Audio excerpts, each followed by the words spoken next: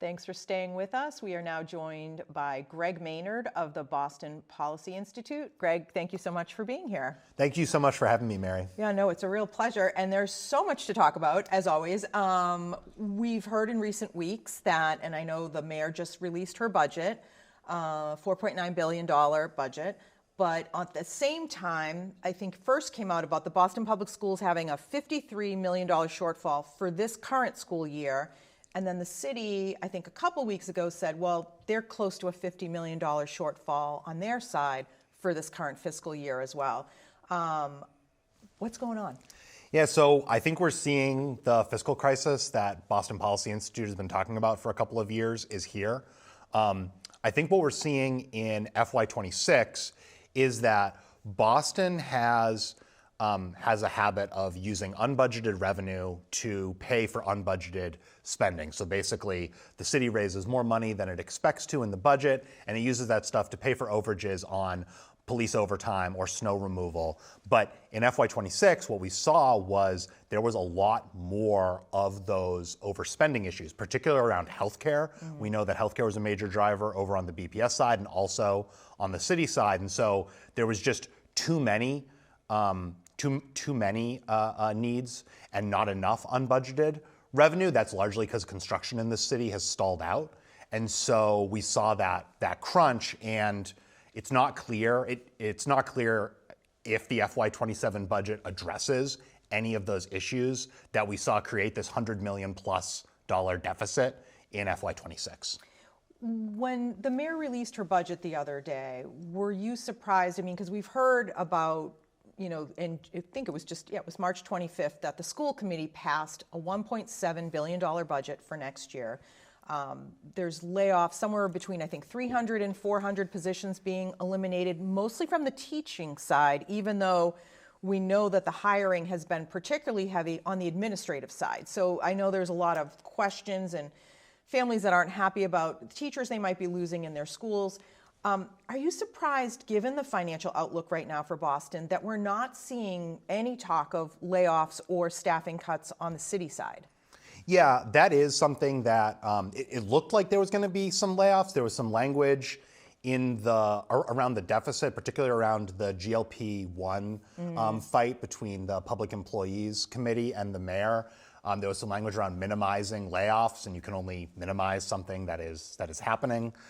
So I thought there would be layoffs. There aren't. One of the things that was really interesting about Mayor Wu's speech is she spent a lot of time talking about how BPS's budget was actually going up and that this represented an investment in BPS.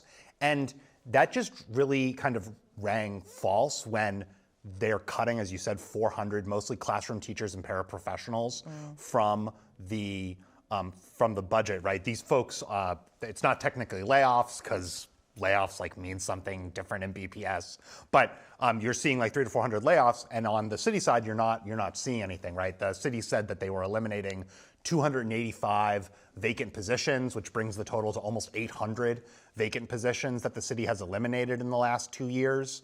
So, it's just this budget has a lot of issues, like I said, and it's not clear that it solves those FY26 deficit issues. Yeah, and I think one of the things that was surprising to me is we heard a lot about, it's because of snow. We had a lot of snow this year. We're also Boston, and so snow is not something that doesn't happen here.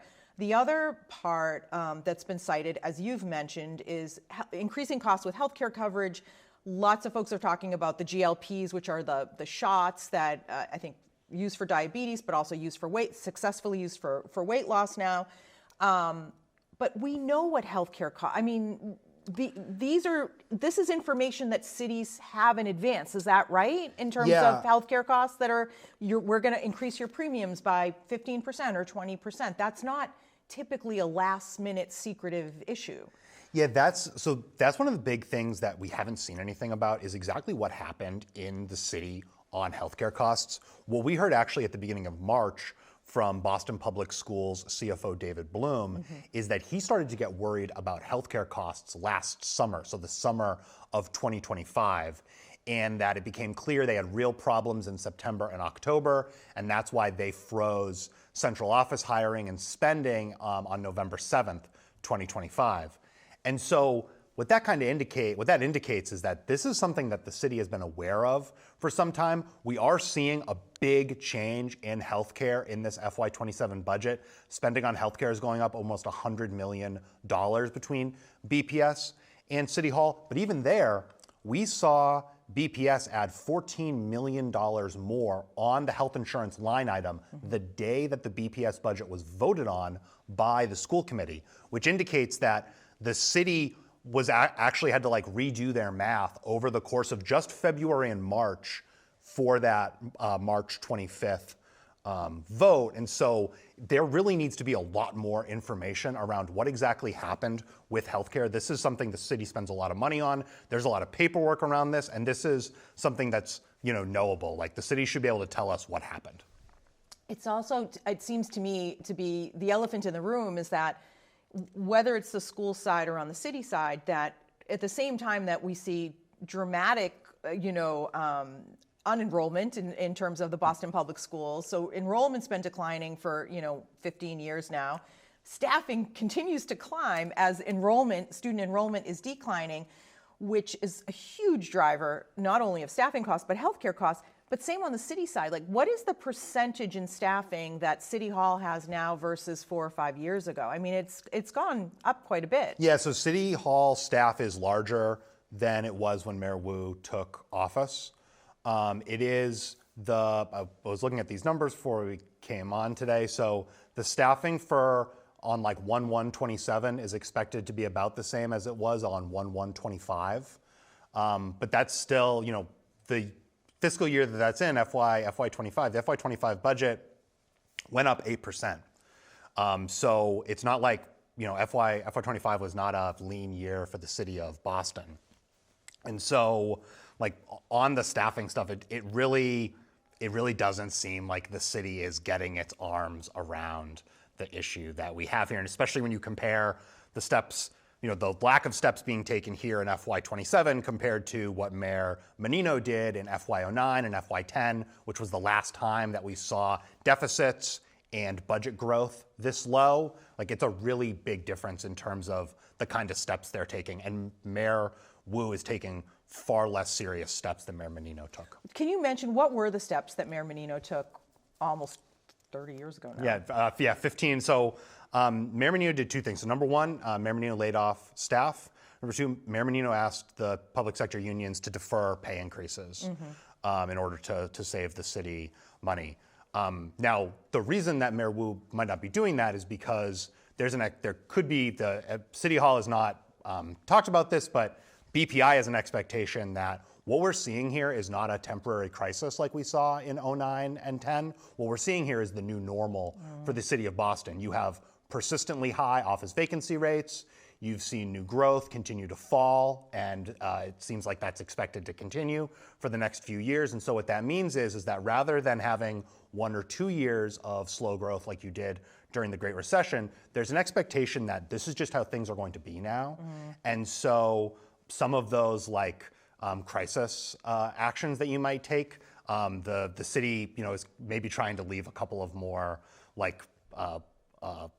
bullets in the chamber for later. And this seems to be your report from 2024 seems to be a harbinger of what we're seeing now. Can you say a little bit about how that report came about and what it actually predicted? Sure. So BPI put out the fiscal fallout of Boston's empty offices is the official name of the report. We produced it with the Center for State Policy Analysis over at Tufts University. Evan Horowitz heads that up.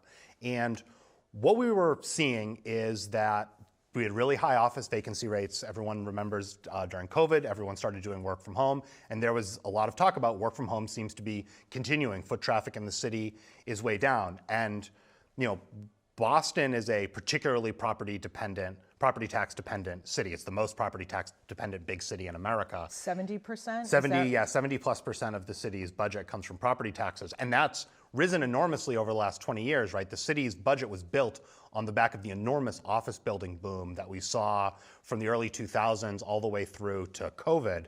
And so our question was, if these office vacancy rates stay elevated, what is going to happen to the city's budget? And the conclusion that we drew was that the city would see $1.2 to $1.5 billion loss in commercial property tax revenue over the next 5 years. So that was 2024 to 2029. And that's what you're seeing, right? Like these, like if we go back just a couple of years, the city's budgets were growing at a very steady clip. If you look at like the amount of, at a very steady clip, and now what you're seeing is the city's budget is not growing that much. In Boston, the budget grows by exactly as much new revenue as the city can collect. And so what that means is that with office values collapsing, with residential values really starting to plateau, and with very little new construction, that means we see budgets like FY27 where it grows very little. So how worried should homeowners be? I know that Boston homeowners have had significant tax increases in the last couple of years, and I know for seniors in particular, in the neighborhood I live in, we have more seniors living on their own than any other neighborhood in Boston. That's West Roxbury. And so what can people expect given that this does seem to be a new normal, to your point? Yeah, so there's been a lot of talk about, Mayor Wu said they're not going to go for a Prop 2.5 override here in Boston. And what's really important to understand about the city of Boston is, although the city is not going to go for a Prop 2.5 override, the reality is that Boston residential property owners are going to see their taxes go up far more every year for the next several years than they do in some of these communities that are having Prop 2.5 overrides, because Boston is so dependent on commercial property values. So commercial property makes up only 1/3 of all of the assessed value in the city, but they pay 2/3 of the taxes. And so as those values fall, the city is collecting the same amount of tax revenue every year. It's just going to collect it from different people. It's going to collect it from residential property owners, from homeowners. And so what that means is that without a vote, Boston residents are going to continue to see their taxes go up much, much further than people in other communities that are able to vote on their tax rate. And that's because Boston has become so dependent on those commercial property taxes. Yeah, and I think it was just last week, Arlington, I think it was just shy of $15 million 2.5 override to prevent layoffs at the schools, and yeah. Yeah, the operational overrides. And you're seeing there was a record number of overrides last year. There's another record number of overrides this year, and a lot of them are for those operational overrides, so just to pay the bills for the town. I'm curious, do you think a 2.5 override ballot question would be successful in Boston? I mean, Boston is the largest, Somerville had a Prop 2.5 override 10 years ago to build a new high school. And large cities in Massachusetts do not have Prop 2.5 overrides. Like Lowell is built a new high school without the need for a Prop 2.5 override. So talking about this for Boston is it's silly. It shouldn't be talked about. And the fact that it's, being discussed as a point of contention, I think indicates a lot more about kind of the lack of knowledge about how Boston's budget works than it does about Mayor Wu's fiscal management. It just shouldn't be discussed, and it's something that's just not realistic. And just to kind of put a finer point on it, if we voted for a Prop 2.5 override, that would mean that people's taxes would go up on top of this move of the city's tax burden from commercial to residential. That wouldn't arrest it. It would just, be, their taxes would go up more. So it's this whole Prop 2.5 override in a city the size of Boston is really, I think, far-fetched and is a distraction, honestly, from a serious fiscal crisis. Okay. So one recent story in the Globe caught my attention, and it was about residential property. And the story was about, I think it was a Back Bay mansion, $25 million. I think it recently sold for $25 million. The assessed value of it was significant. I think it might have even been $8 million. I mean, it was significantly lower than the purchase price. I think years ago, there was a wider discrepancy between your assessed value versus the purchase price of a home. For many of us who've been here for a long time, we're seeing that our assessed value is actually kind of right on the nose of what these homes are worth now. Why wouldn't that be happening for a Back Bay mansion though? Like, what is that about? So BPI actually did a short report on this last year called Boston's Mansion Markdown. Okay. And what's happening here Love that. is, we try to get catchy names here. So what's happening is called vertical inequity, and what it means basically is if you own like if you're a single family homeowner in West Roxbury, there's a lot of other single family homes in West Roxbury that are probably about the same square footage on similar streets, very similar homes. And so it's relatively easy for the assessing department to determine a value for that home when there's a lot of other comps. The problem is that once you get above the $2-3 million range, there aren't that many homes. When you're talking about like a $25 million home or like penthouses in some of the new residential towers, there's so few of those homes being sold that there's no way to compare them to other homes. And so as a result, they get really under-assessed just because there aren't very many. And this is a problem not just here in Boston, it's a problem everywhere that collects property taxes. And it's a pretty persistent problem. The Lincoln Land Institute up in Cambridge spends a lot of time and ink trying to figure this problem out. And there are some things that the city can do, but one of the consensuses is that Boston has a pretty good assessing department in terms of this piece, and so the city's kind of doing everything it can. It's just there's not much the city can do. Yeah, you referenced something earlier about a significant slowdown in the production of, well, any kind of construction, frankly, but whether it's housing, lab space, what have you. What is going on there? What is preventing, at a time when all we hear about is the need for housing? Why isn't it happening? So Boston peaked, the new growth for Boston peaked in FY24 at like $122 million in new tax revenue taken from that, but that's a little misleading. So FY24 was from 2023 into 2024, but the numbers that was based on is actually from stuff that happened in 2022, so Mayor Wu's first year in office. What's happened basically is since then, the city has seen a big slowdown in construction. We've seen, there was a article by Shirley Lang a couple of weeks ago talking about Revere, where the Revere side of Suffolk Downs is under construction. They built a couple of buildings. The Boston side of Suffolk Downs hasn't seen any construction. Suffolk Downs was approved through Article 80 at the BPDA 6 years ago in September of 2020. We see Bay City down at the old Expo Convention Center. They're selling a piece of their Article 80 approved project. That project was approved in September of 2023, right? So three years ago. And you're just not seeing a lot of new construction happen. There's obviously issues around tariffs and the cost of lending has gone up. But what you've also seen is the city of Boston increased its inclusionary zoning requirements from 13% to 20%. The city increased Explain what that means for people who don't know what IDP is. Inclusionary zones, so they're income-controlled apartments that private developers are required to include in their developments. If the development is 10 units or more, if it's seven or more. 7 or more, okay. And so if it's 7 or more, you have to include 17% are affordable and 3%, a higher number than 7, but 3% have to be for like deeply affordable units. And so now it's 20%. Now it's 20%. It used to be 13. Like Suffolk Downs was approved under 13, and so was Bay City.